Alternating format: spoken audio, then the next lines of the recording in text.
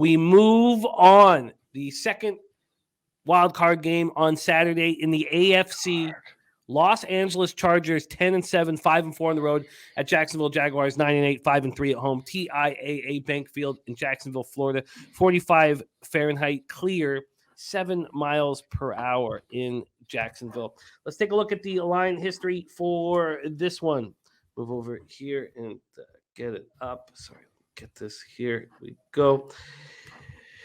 The Chargers, I came close to betting today. I've seen a lot. We've already seen Sammy Comer on the Jaguars.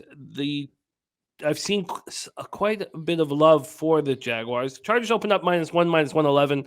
That -1 got up to -116. It's now at -113. So a 2-cent move towards the Chargers. This total opened up at 47. There is a 48 right now at Pinnacle. It is -117 to the under.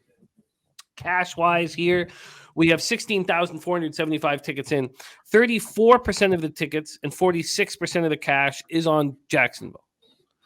21% of the tickets and 64% of the cash is on the under. And I took a good long look at the under and also the Jags team total under. Let's break this down here. Chargers come into this wild card game off of a 31-28 loss at Denver, and it was perplexing. Staley played his starters long into a meaningless game. And I have no idea what he could have possibly been thinking. He's told us what he was thinking.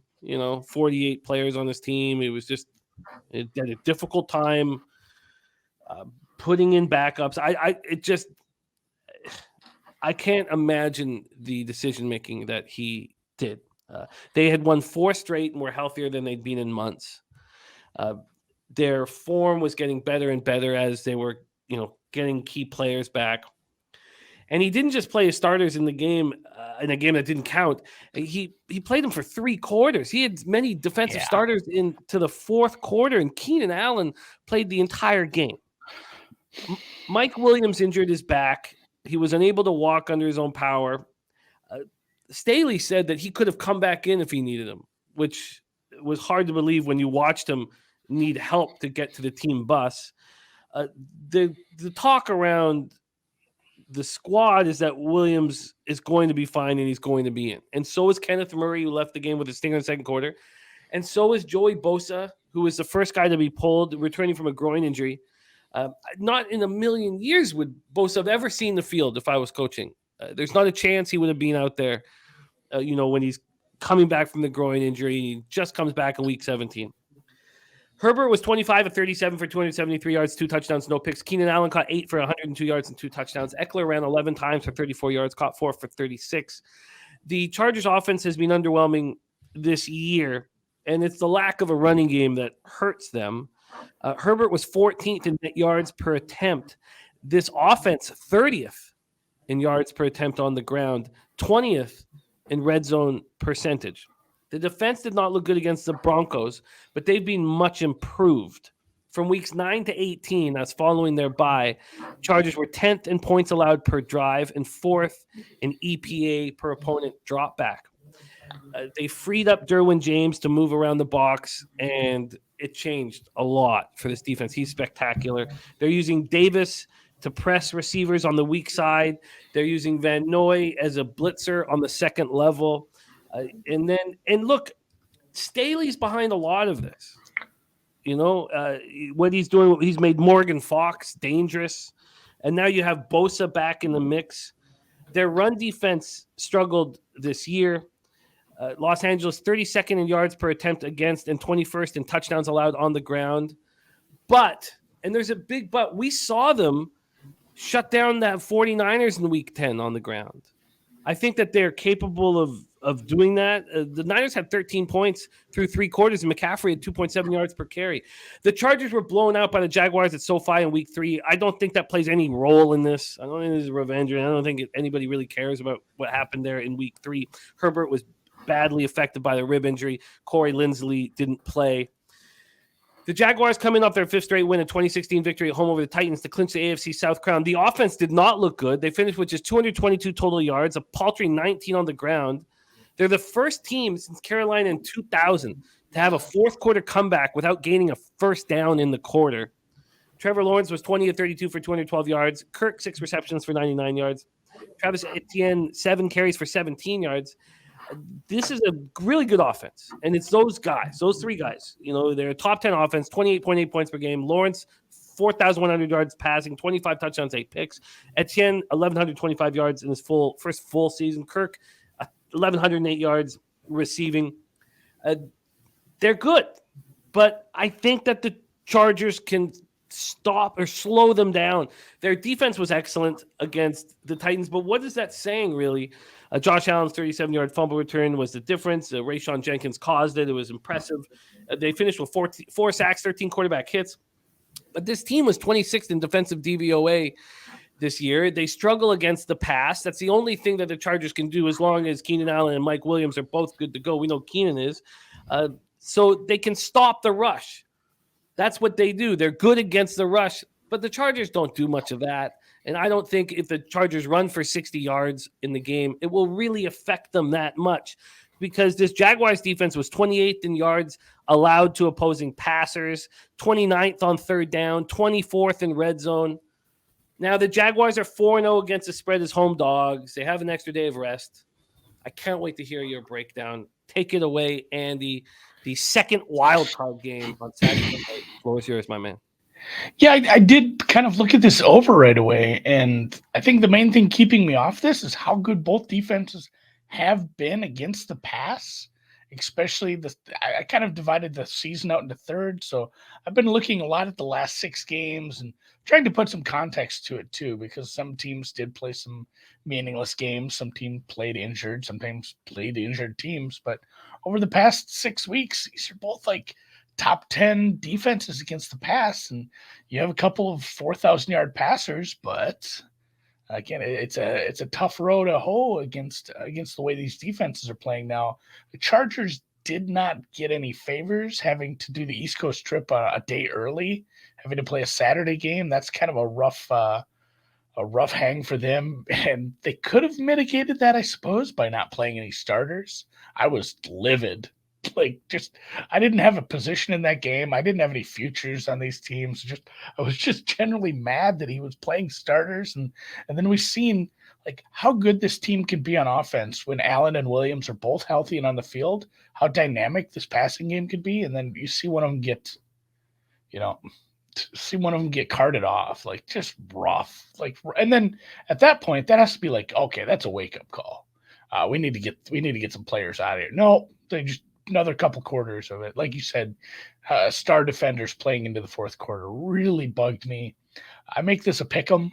I generally just home field is a little different in the playoffs.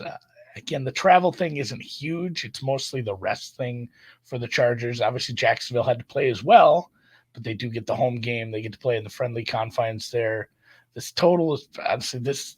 I might not have a bet on Saturday, which is annoying because I like this. There's another one where this did open 2.5. So when you're starting to when you're rattling off the betting numbers and how much money had come in on the Jags, I wonder how much of that was just like, oh, this shouldn't be 2.5, and people started to pick off that early number, pushing this out towards the pick 'em. You see it a lot of stuff, and yeah, I'm not 100% sold on Dougie all the time, but I know I've never been sold on Staley, and I really don't like their offensive coordinator as well. So home field advantage Jags, coaching advantage Jags, and they did invest a lot. People maybe didn't talk about this team as much because they started so shitty. Like, this was a team that started really poorly, and the division was all but decided. I believe the Titans were like minus 1,500 at one point to win this division, which is pretty rough. So that was an epic collapse, Morikawa-esque, I guess, by the Titans. They had a bunch of injuries as well. Can't blame them. But the Jaguars didn't get talked about for the most part of the season because we saw such a poor result in the field. I guess maybe some of it was growing pains with Doug, but they invested a lot into the offense. They spent a lot of money to put players around, their quarterback that they used the top pick on 2 years ago, and just kind of a wasted season with Urban Meyer. But I did use this in a teaser right off the bat. Those numbers are kind of gone. But if this is sitting at 1.5 anywhere, like it's a beautiful 6-point teaser leg, even with the slightly higher total. Getting a home dog across the 7 like that, I like that quite a bit. So I lean Jags, but like I said, this number is pretty close. And I guess your Chargers bet. What's the rub? Well, you talk about being livid. I have the Chargers to win the AFC at plus 850 and to win the Super Bowl at plus 1400. The only futures I made before the season started were on the 49ers and Chargers. And I was just beside myself. I could not understand what I was watching. It made no sense. Because I watched daily interviews before that game coming up, and he stated, he's like, we have a plan, we're going in with it, but, and he said, but he's like, we also have sort of a plan. He didn't say plan B, but if the game is meaningless, we have another way of handling things. Where was that plan? For the life of me, look what Daboll did. That's what you need to do, especially if you're going to travel the following week. In saying that, I think the Chargers defense is better than the stats indicate. I think that they got better in the second half of the year, and we saw them shut down the Dolphins. We saw them attack certain offenses that I was impressed with. And going the whole year without Bosa. Now, I need to know Bosa is good to go. I need to know Mike Williams is good to go.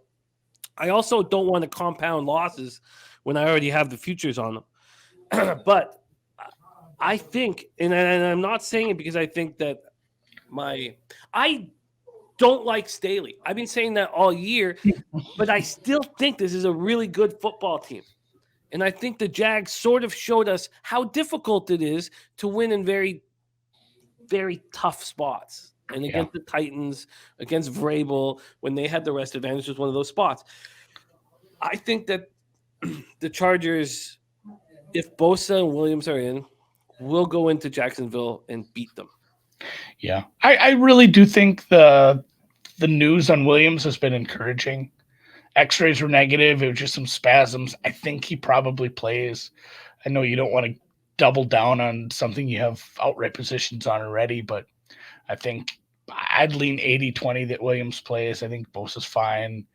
And I guess the last little point of giving Jacksonville credit too is, like I said, jury's maybe out on Doug P. I think he had a really great support coaching staff when he was with the Eagles. Like, how many of those guys have moved on to bigger and better things and had coaching jobs? And that was a really good staff. But at the same time, like, he won that game against the Titans, and I think Vrabel's a top 5 coach for me. Like, he's one of the best coaches. It just doesn't get the love as much as maybe he should. Everyone wants to talk about some of the younger, flashier. We want to talk about McDaniel, want to talk Shanahan, but this is if the Chargers play to potential, they can beat anybody. I don't see that week in and week out. The Chargers have been horribly inconsistent. A lot of that has been because of injuries, not just to shit on Staley the whole time. Some of it is Lombardi. Like, they have a poor plan. Their offensive game plan is poor sometimes. Their red zone play calling has been just disgusting at times. That is, that's on Lombardi. I agree with that. And you're right about us shitting on Staley. He's made a lot of decisions with this defense that I think are very highly intelligent. And but I just he says things and makes decisions that are just shocking. And this past weekend, watching everybody on the field, it was shocking. There's no other way to put it. But yes, Terry Walker says, under, good point to be under question mark. Yeah, I like the under in this game. I see it moving up right now. And so, I'm going to watch it and see where it goes. But I think that I think part of what skews this total is that I personally believe the Chargers defense is better than the season-long numbers indicate. And that's why I gave you the numbers after the bye week.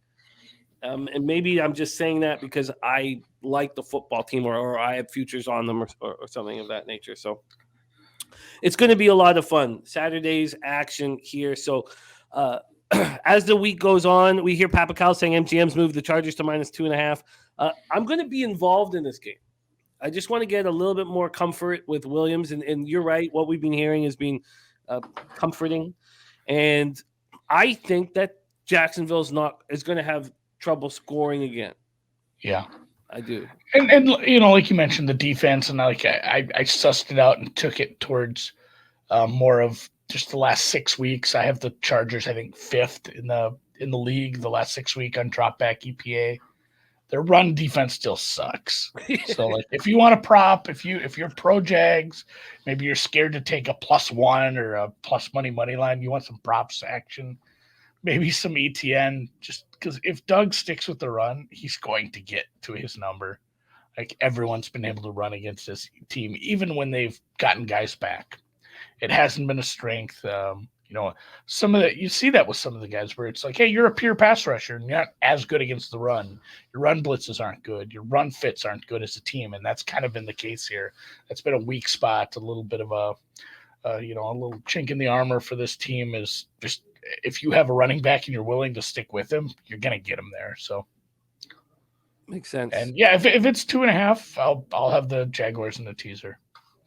It's got to be. See, it sucks. It's like it has to be 2.5, but it has to be at the right book because I don't pay 120 for teasers. Like I need it to be 110.